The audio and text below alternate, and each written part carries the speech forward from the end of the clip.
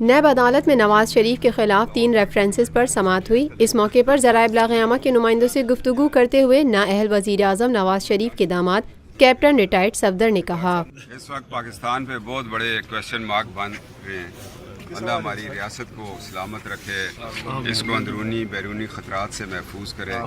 یہ قائد اعظم رحمۃ اللہ تعالیٰ کا پاکستان ہے اور 1971 میں اسی مہینے میں یہ 2 لخت ہوا، اور ہماری دعا ہے کہ یا اللہ اس کو تا قیامت اس کو کامیاب رکھ، قائم اور دائم رکھ پروردگار۔ یہ مدینہ منورہ کے بعد پہلی اسلامی اسٹیٹ ہے اور 8ویں پاکستان ہے، اور 8ویں پاکستان بنانے والا آج نواز شریف عدالتوں میں کھڑا ہے، اور انشاءاللہ تعالی اللہ سرخرو کرے گا۔ آمین۔ تو بڑی اچھا نیک شگون ہے جی کہ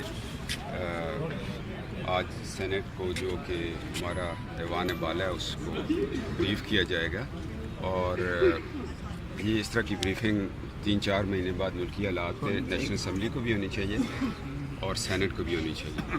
اور نواز شریف صاحب جو آج عدالتوں میں کھڑے ہیں، یا ان کو 28 جولائی کو ایک ایسے فیصلے کا سامنا کیا گیا کہ جو فیصلہ پوری دنیا میں پاکستان کے لیے مذاق بن گیا ہے۔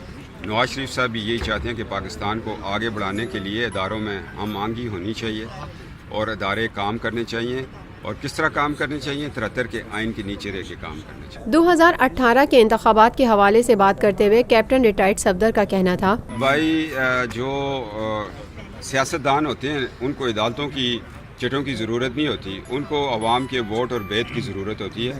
2013 میں بھی نواز شریف صاحب کو 2/3 اکثریت سے لوگوں نے بیعت کیا تھا۔